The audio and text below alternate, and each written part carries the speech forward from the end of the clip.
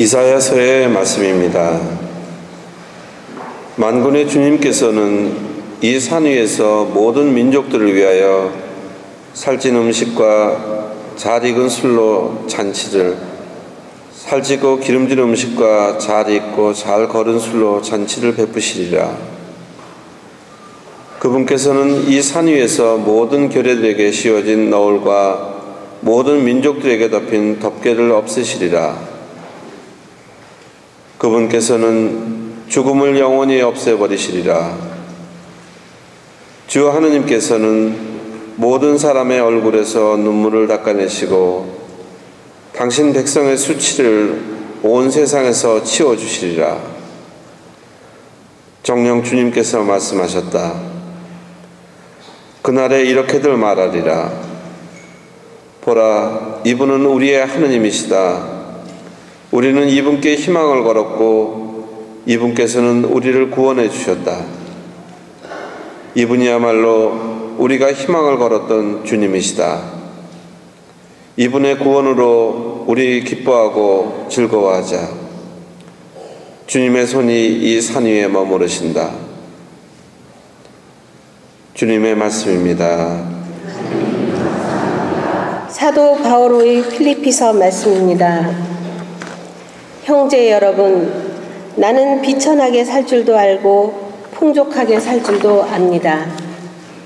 배 부르거나 배 고프거나 넉넉하거나 모자라거나 그 어떠한 경우에도 잘 지내는 비결을 알고 있습니다. 나에게 힘을 주시는 분 안에서 나는 모든 것을 할 수 있습니다.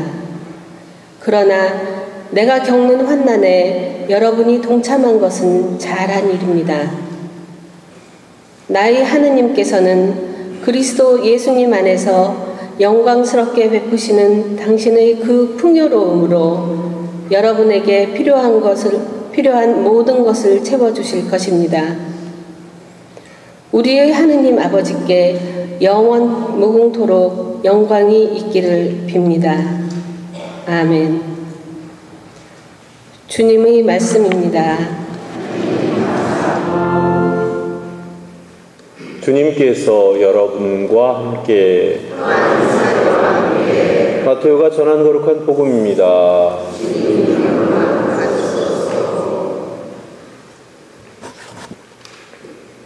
그때 예수님께서는 여러 가지 비유로 수석 사제들과 백성의 원로들에게 말씀하셨다. 하늘나라는 자기 아들의 혼인잔치를 베푼 어떤 임금에게 비길 수 있다.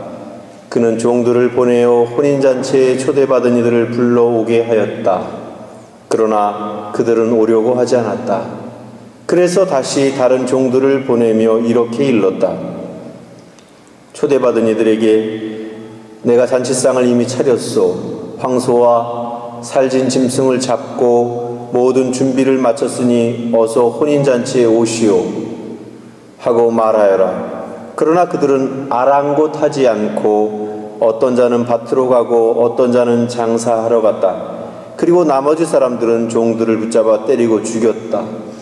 임금은 진노하였다. 그래서 군대를 보내어 그 살인자들을 없애고 그들의 고을을 불살라 버렸다. 그러고 나서 종들에게 말하였다. 혼인잔치는 준비되었는데 초대받은 자들은 마땅하지 않구나. 그러니 고을 어기로 가서 아무나 만나는 대로 잔치에 불러오너라. 그래서 그 종들은 거리에 나가 악한 사람 선한 사람 할 것 없이 만나는 대로 데려왔다. 잔치방은 손님들로 가득 찼다. 임금이 손님들을 둘러보려고 들어왔다가 혼인 예복을 입지 않은 사람 하나를 보고 친구여, 그대는 혼인 예복도 갖추지 않고 어떻게 여기에 들어왔나? 하고 물으니 그는 아무 말도 하지 못하였다. 그러자 임금이 하인들에게 말하였다. 이자의 손과 발을 묶어서 바깥 어두움 속으로 내던져 버려라. 거기에서 울며 이를 갈 것이다. 사실 부르심을 받은 이들은 많지만 선택된 이들은 적다.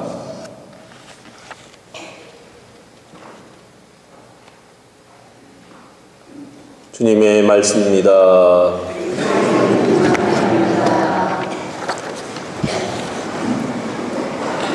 삼위 예수님, 우리는 지난주에 그 어리석은 포도원 소작인의 비유를 이야기를 들었습니다. 그래서 어리석은 소작인이 정말 주인의 뜻을 거스리고 종들을 잡아 죽이고 아들마저 죽여서 결국은 그도 죽음에 처하게 되었다. 그런 이야기를 말씀을 드렸는데 그 이야기와 오늘의 복음의 이야기는 서로 연관을 가지고 있습니다. 오늘은 어떤 임금님이 자기 아들의 혼인잔치를 베푼 것에다가 하늘나라를 비유하고 있습니다. 그래서 임금이 자기 아들 혼인잔치를 베풀고 손님을 초대했는데 오려고 하지 않았습니다. 그래서 종들을 보냈는데 종들을 때려주고 그리고 죽이고 어떤 사람은 장사하러 가고 어떤 사람은 밭으로 갔다. 그런데 그 앞에 뭐라고 써 있냐면 아랑곳하지 않고 그렇게 표현되어 있습니다. 아랑곳하지 않고. 그러니까 완전히 무시하는 거죠. 과연 현실적으로 이런 일이 있을 수 있을까? 임금의 초대를 못 받아서 그게 문제지 초대를 받았는데 거기 안 가고 딴짓을 하는 그런 멍청한 사람이 어디 있을까? 그리고 더군다나 그 보복이 어떻게 될지 뻔히 알면서도 그 아들마저 죽여버리는 그런 어리석은 사람들이 과연 있을 수 있을까? 유감스럽게도 역사 속에서 그런 일들이 벌어졌지요. 유대인들은 하느님의 나라의 잔치에 초대에도 응하지 않았고 또 계속해서 예언자들을 통해서 하느님의 메시지를 사람들에게 내어주면서 회개하라고 그렇게 일렀건만 예언자들을 박해하고 그 예언자들을 일부를 죽였어요. 결국은 예수님, 당신의 아들을 우리에게 보내주셨지만 유대인들은 결국 어떻게 했습니까? 예수님을 십자가에 매달아 죽였습니다. 글쎄, 그래서 그랬는지는 잘 모르겠지만 확실치는 않지만 2차 세계대전 당시에 유대인들은 많은 고통을 당하고 많은 이들이 목숨을 잃었습니다. 오늘 성경의 말씀대로라면 그들이 어리석은 짓을 했기 때문에 그런 결과가 왔다. 그렇게 볼 수도 있겠죠. 그러나 그것은 확실한 것은 아닙니다. 왜냐하면 그것이 아버지의 뜻이었는지 아니었는지 우리로서는 지금 알 수 없기 때문에 그렇습니다. 그러나 어쨌든지 유대인들이 저질렀던 어리석은 그런 잘못들은 우리가 반복해서는 안 되겠다. 그런 생각을 합니다. 오늘 우리가 첫 번째 읽은 독서에서 이사야 예언자는 하느님께서는 하늘나라의 잔치를 베풀고 우리를 모두 초대하고 계신다. 그런 말씀을 우리에게 들려주시고 계십니다. 만군의 주님께서 이 산 위에서 모든 민족들을 위하여 살진 음식과 잘 익은 술로 잔치를, 살지고 기름진 음식과 잘 익고 잘 거른 술로 잔치를 베푸시리라. 글쎄, 이렇게 성대한 잔치를 베풀었는데 안 가는 사람이 바보겠죠. 이렇게 맛있는 음식이 많은데 안 가는 사람이 어리석은 사람이겠죠. 오늘날 우리도 하늘나라 잔치의 초대를 받고 있습니다. 초대에 응하고 응하지 않고는 각자 제각각 자기 결정에 달려 있습니다. 누가 대신 결정해 주는 것도 아니고 누가 대신 참여해 주는 것도 아니에요.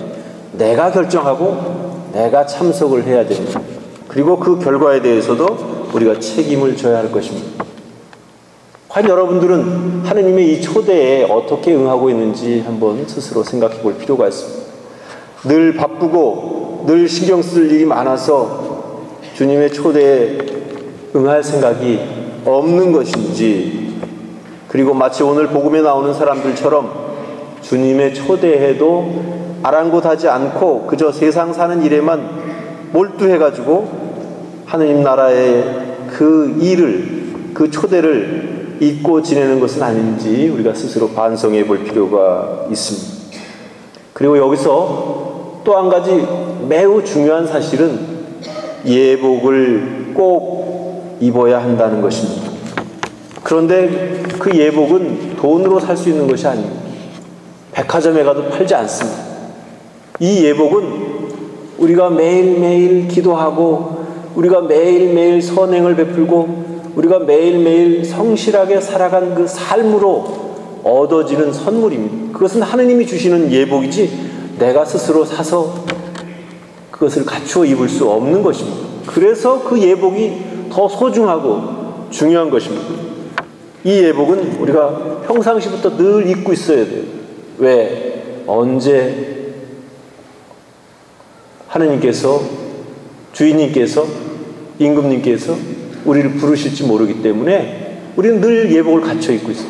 예복을 어느 순간에 예복 입어야지 이렇게 되는 게 아니에요. 그래서 결국은 오늘 복음에도 보면 길거리에서 뭐 선한 사람이나 뭐 착한 사람이나 다 불러드렸는데 그 중에 유난히 예복을 입지 않은 사람이 있었다. 입장은 똑같습니다. 길거리에서 그냥 지내다가 다 혼인 잔치에 불려왔기 때문에 누가 예복을 따로 차려입을 시간이 없었을 겁니다. 그런데 유독 한 사람만 예복을 안 입었다는 얘기는 뭐냐 하면 평상시에 준비 없는 삶을 살았다, 그런 이야기가 되겠습니다. 사실 어떤 의미에서 보면 우리는 이름만 천주교 신자지 천주교 신자로서의 그런 정신과 그런 어떤 투철한 신앙심을 가지고 살지 못할 때가 더 많지 않나, 그런 반성을 해봅니다. 그렇다면 참 신앙인, 참 천주교 신자로서 사는 모습은 과연 어떤 것일까? 오늘 두 번째 독서에서 바오로 사도는 잘 표현해주고 있습니다. 자기 스스로를 이야기하면서 나는 비천하게 살 줄도 알고 풍족하게 살 줄도 알며 배부르거나 배고프거나 넉넉하거나 모자라거나 그 어떤 경우에도 잘 지낼 수 있습니다. 그런 얘기를 합니다. 여러분은 어떠세요? 여러분은 아마 여러분들도 이렇게 사실 수만 있으면 그분은 참 신앙인이고, 그분은 예복을 입고 사는 분이고, 그분은 천국을 이미 맡아놓고 있습니다. 예약해놓고 있는 분입니다. 사실 우리 살아나가면서 참 부족한 것도 많고 배고플 때도 많고 갈등도 많습니다. 그러나 그 어떤 여러 가지 조건 속에서도 내가 풍족하고 넉넉하게 살 수만 있다면 자유로운 겁니다. 세상에 어떤 것도 나를 방해할 수가 없어요. 그야말로 도가 통한 상태라고 할 수가 있겠죠. 참 신앙인의 모습은 바로 이래야 하는 것입니다. 그러나 그 일이 그렇게 사는 것이 쉽지 않기 때문에 가치가 있는 것입니다. 아무나 할 수 있고 노력 안 해도 저절로 되는 일이라면 무슨 가치가 있겠어요. 힘들고 어렵지만 그렇게 살아가는 것이 가치 있는 일이기 때문에 그것이 소중한 것이고, 그런 분들은 바로 예복을 입고 하느님 나라를 준비하면서 살고 있는 사람이라고 볼 수가 있을 것입니다. 우리는 정말 그렇게만 살 수 있다면 얼마나 행복할까. 그리고 지금보다 훨씬 더 자유롭게, 자유로운 마음을 가지고 넉넉한 마음을 가지고 세상을 살아갈 수 있지 않겠는가 하는 생각을 해봅니다. 정말 요즘 우리 주위를 떠나가는 그런 돌아가신 분들이 꽤 많이 있는데 그들을 보면서도 항상 생각을 합니다. 나도 언제 어디서 어떻게 부르실지 아무도 모르는 일입니다. 그때 우리가 예복을 차려입고 준비하고 있도록 우리가 참 신앙인으로서의 삶을 살아갈 수 있었으면 좋겠습니다.